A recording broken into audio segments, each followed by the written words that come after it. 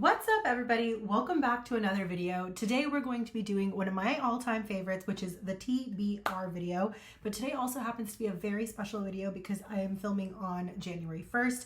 And I just wanted to say Happy New Year to everybody, and I hope everyone has a wonderful 2026. It's reading time here at JB's Corner.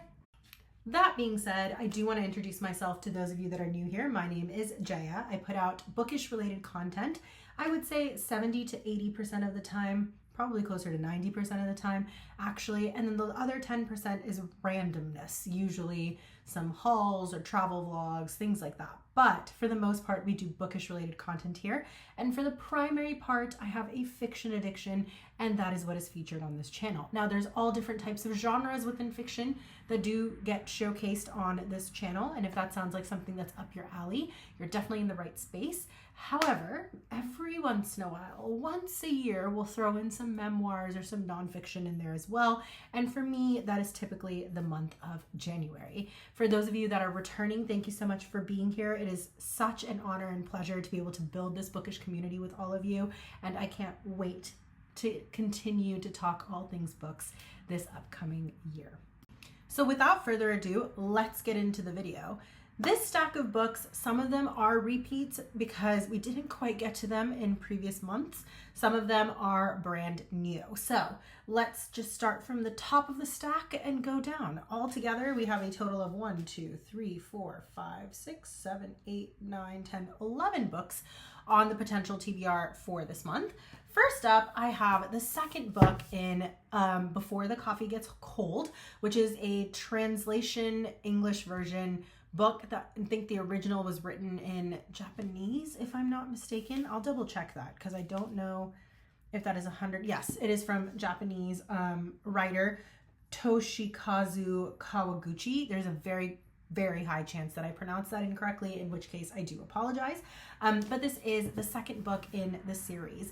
The original Before the Coffee Gets Cold was absolutely excellent. It is a book that is based on a coffee shop where basically when you go in and you have a sip of coffee, you can revisit a moment from the past. It doesn't change necessarily where the future took you, but allows you to resolve any baggage that you may be carrying from that moment in time. So basically it allows you to redo a moment, if you will, of your life. It was absolutely exceptional reading that book, and the book ended with someone moving towards the future and seeing how that could impact, you know, everything that comes up in the future. So I'm very excited to see where this book takes us from. This one is called, ooh, ouch, that really hurt, Tales from the Cafe. Let's read the inside cover together. In a back alley in Tokyo, there is a cafe that has been serving carefully brewed coffee for more than 100 years.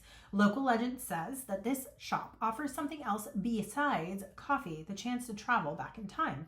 With faces both familiar and new, Tales from the Cafe follows a story of 4 patrons who visit to take advantage of Cafe Funicula's time-traveling offer and revisits moments with family and friends and lovers. Each one must face up to the past to move on with their lives.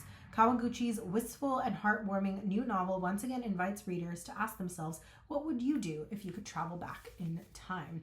I love this cover. I love the brightness of it. I love the vibes of it. I love the little cat on the cover as well. And I'm just very much looking forward to that book that makes me think. And I think this is definitely going to be one of those books. So we're starting off strong with the month of January. An author that I really have enjoyed in the past is Glennon Doyle. She wrote Love Warrior as well as another book that I'm blanking on the name of right now. And I remember just absolutely loving it. The woman was very open about her journey and her experiences with alcohol and struggling with needing to fit in and family dynamics and accepting herself for who she was, and her struggle to become a very independent, successful, self-sufficient woman. And she also talks about how she overcame a lot of the things that stopped her in her past. This is another book by this wonderful woman, and I'm very excited to tap into this. I feel like it's perfect for that January energy of just reset, and it doesn't quite feel preachy, which I really appreciate. I feel like a lot of these books tend to be self-helpy or very repetitive, and the thing that I like about this author is she shares personal anecdotes, and she really talks about her experiences and how it led her to her philosophies, rather than trying to cram down the reader's throat that like, hey, you should do what I say, which was really nice. So it felt more like a motivational speaker in combination with a memoir. So if that sounds like something that's up your alley, definitely consider picking up a Glennon Doyle book. This one has been out for a while. It's been sitting on my shelf forever, so I really wanted to jump into it this January. This book is about how you find yourself. There is a voice of longing inside each of us. We strive so mightily to be good partners, daughters, mothers, employees, and friends. We hope all this striving will make us feel alive. Instead, it leaves us feeling weary, stuck, overwhelmed, and underwhelmed. We look at our lives and wonder, wasn't it all supposed to be more beautiful than this? We quickly silence that question, telling ourselves to be grateful, hiding our discontent even from ourselves.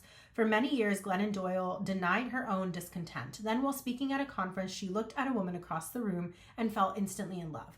Three words flooded her mind. There she is. At first, Glennon assumed these words came to her from on high, but she soon realized they had come to her from within. This was her own voice, the one she had buried beneath decades of numbing addictions, cultural conditioning, and institutional allegiances. This was the voice of the girl she had been before the world told her who to be. Glennon decided to quit abandoning herself and to instead abandon the world's expectations of her. She quit being good so she could be free. She quit pleasing and started living. Soulful and uproarious, forceful and tender, Untamed is both an intimate memoir and a galvanizing wake-up call. It is a story of how one woman learned that a responsible mother is not only one who slowly dies for her children, but one who shows them how to live fully. It is a story of navigating divorce, forming a new blended family, and discovering that the brokenness or wholeness of a family depends not on its structure, but on each member's ability to bring her full self to the table. And it is a story of how each of us can begin to trust ourselves enough to set boundaries, make peace with our bodies, honor our anger and heartbreak, and unleash our truest, wildest instincts so that we become women who can finally look at ourselves and say, there she is. Untamed shows us how to be brave, as Glennon insists. The braver we are, the luckier we get. So the other book that I was thinking of is Carry On Warrior, which I think is the one that I had read previously. And I really enjoyed her writing. So I'm very curious to see this side of the story, which is obviously focusing more on her life as a mother and her family dynamics and her change. Obviously, this book does show when she came out for herself as well as with her partner. So I think it'll be a very interesting read. But I think what really struck me in the previous book is she also talked about how she had a wonderful relationship with her previous partner who was a male, and also how their families have blended together beautifully and the children are being raised in a beautiful environment.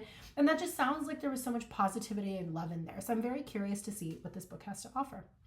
This book was actually gifted to me by my husband because, let's be real, your girl might have a slight shopping problem.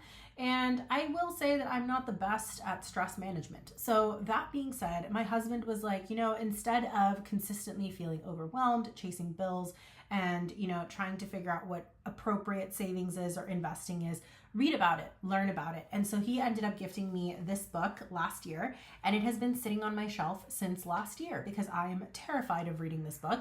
But I think it's about time that I learn and take control of my own life. So one of the books that I thought would be perfect for this quote unquote reset as we get into January is Girls That Invest by Simran Kaur, your guide to financial independence through shares and stocks. So a little bit of background, when I was a younger girl, there were incidences where my family lost some money in stocks. And so I think because of that, I've always had a little bit of a negative philosophy when it comes to stocks. And so I really struggle with the idea of doing the investments myself. I typically either allow my husband to deal with it, or whatever 401k or financial institution I'm using, I kind of like just put it into the top bracket options, and then it just kind of gets taken care of on its own. But I don't really take high risks or anything like that. But I figured it would be beneficial to learn a little bit more about how the financial market works. And I did have a short stint in business as a background. I did do a business degree when I was in undergrad. And so I feel like it's about time that we put it to use. Let me read the back for you guys. Take control of your future and get financially free. It's time to talk about freedom. What freedom means for you. Being free to make your own choices. To say yes when you want to instead of when you have to. And being financially independent is the only way to make sure you don't end up stuck in a situation that doesn't serve you. Girls That Invest outlines step by step how you can achieve security and real independence by investing in shares, aka stocks. It's about making your money work for you because investing should be for everyone. I didn't start out in the world of investing. I had to learn it, and you can too. This book will walk you through the strategies we were never taught, unpack the jargon we never learned, and show you how to grow a stock market portfolio like a professional. Generational wealth starts with you. Let's begin. So I'm really excited for this. This is written by Simran Kaur, who's also a TED speaker, and she is a stock market columnist and founder of the #1 stock market podcast for women, Girls That Invest. And so I think it would be fun to kind of read the book and also potentially even look up the YouTube channel and just start focusing a little bit more on finding my own financial independence, even for myself. It's not to say that we are not doing okay, like we're fine, we're safe. But that being said, I think it is good for me in particular because I really want to have more of that understanding of finances for myself. I'm excited. We are going to now kind of divulge into more of a fictional category with contemporary fiction. However, still a book that is meant to be uplifting and makes you really rethink, social norms and social philosophies and shows like friendships and healing in places where you may not find them. And that is The Wedding People. This book was very, very highly acclaimed and won awards when it first released, and it was celebrated the year that it came out. So I feel like it's about time that I finally pick up this book. This book is very interesting because it's about a woman who unintentionally finds herself as part of a wedding party, even though her marriage has just fallen apart. So it is a beautiful day in Newport, Rhode Island, when Phoebe Stone arrives at the Grand Cornwall Inn wearing a green dress and gold heels, not a bag in sight, alone. She's immediately mistaken by everyone in the lobby for one of the wedding people, but she's actually the only guest at the Cornwall who isn't there for the big event. Phoebe is here because she's dreamed of coming for years. She hoped to shuck oysters and take sunset sails with her husband, only now she's here without him at rock bottom, determined to have one last decadent splurge on herself. Meanwhile, the bride has accounted for every detail and every possible disaster the weekend might yield, except for, well, Phoebe and Phoebe's plan, which makes it that much more surprising when the two women can't stop confiding in each other. In turns, absurdly funny and devastatingly tender, Alison Espach's The Wedding People is ultimately an incredibly nuanced and resonant look at the winding paths we can take to places we never imagined, and the chance encounters it sometimes takes to reroute us. This sounds like it's going to be such a great vibe, women supporting women, different phases of life, and I'm just really excited to see what this book has to offer. We also have a ton of weddings in the family and friend groups this year. I think I have 6 weddings that I will be attending this year and 2 bachelorettes, possibly 3, that are already being planned and in the works. So I feel like this book is perfect for the vibes of the upcoming year. Okay, next up, I have a repeat. Now, this book did make the cut a few months ago and then never actually got read because Sally Rooney's writing, I feel like, takes a little bit of getting used to before you're fully comfortable with her. And I just wasn't in a position to put my brain at the place it needed to be able to appreciate and absorb this book. And that is none other than Intermezzo. Now, I have heard wonderful reviews about this. It's about 2 siblings and their dynamic as they deal with a death in the family.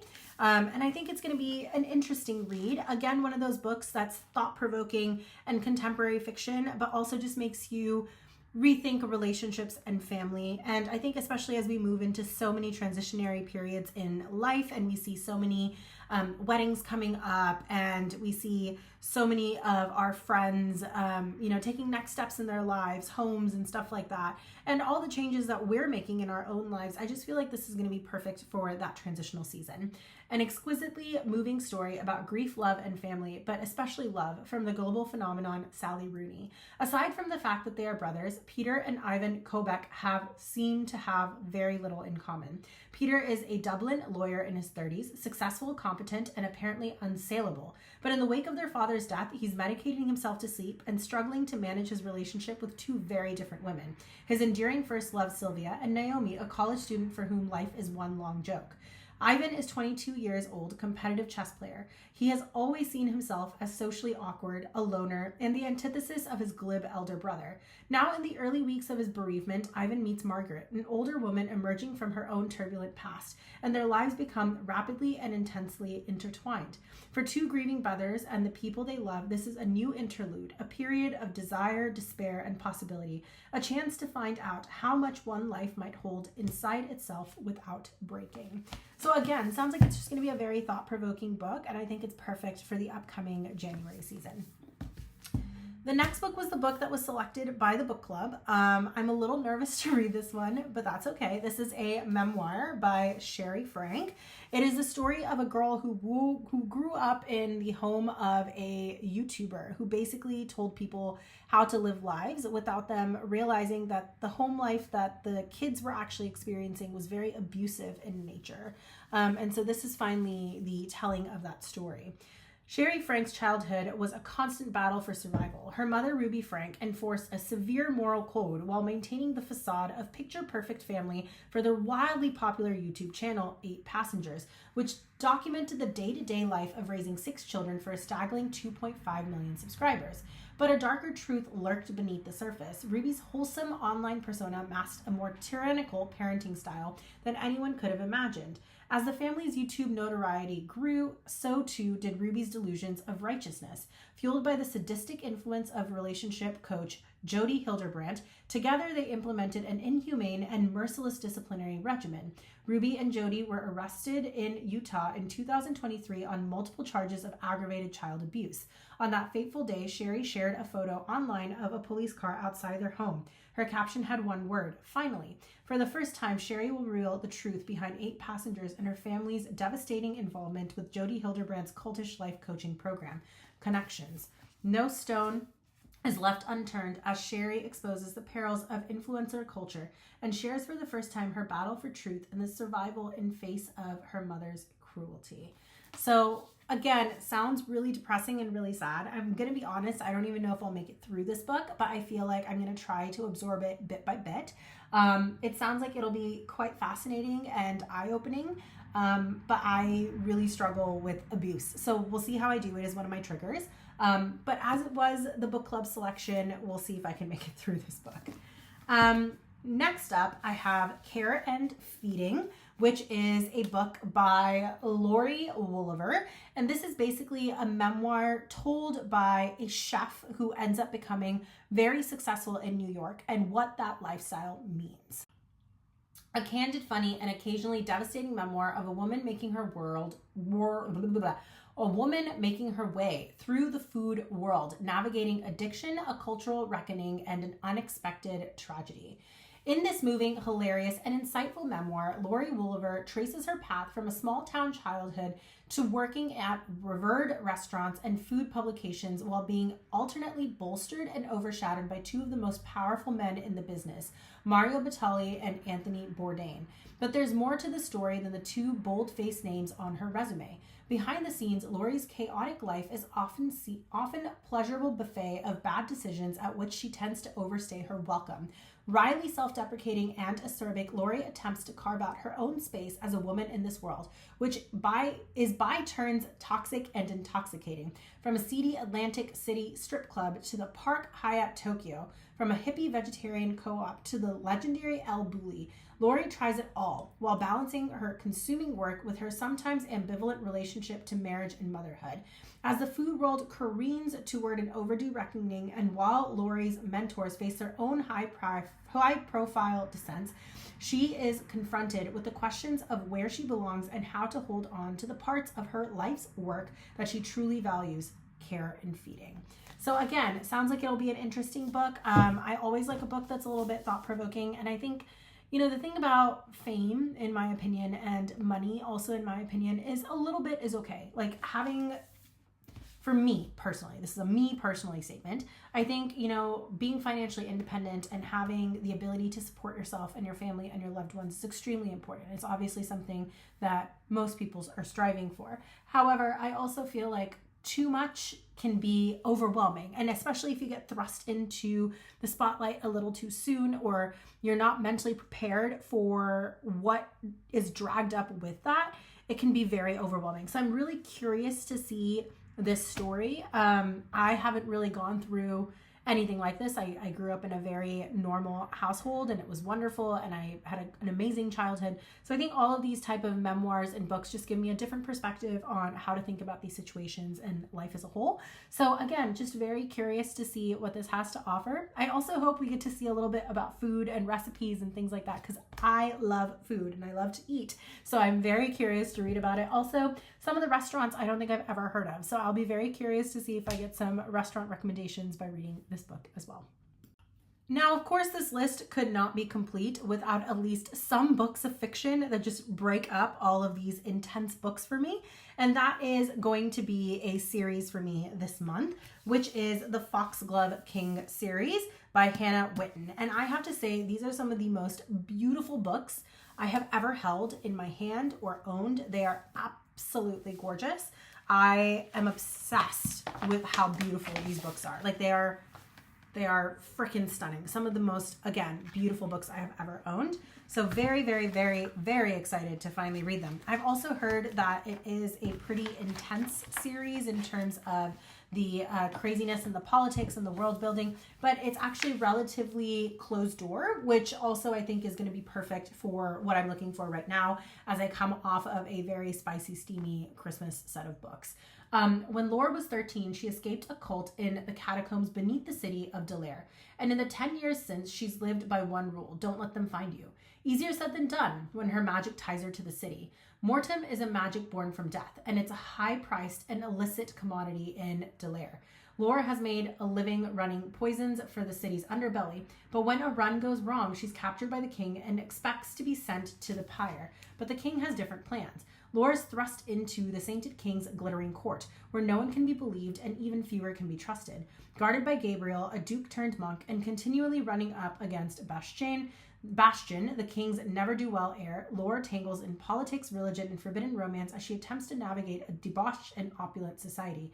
But the life she's left behind in the catacombs is catching up with her, and even as Laura makes her way through the sainted court above, danger from below draws even closer. So again, very excited for this series. It is a trilogy. So the second book in the series is Hemlock Queen. I have not read the inside of this cover. I don't plan to until I get closer to the book, but we'll definitely share my thoughts on this book as I get further into the book. But again, just one of the most beautiful series I have ever seen printed.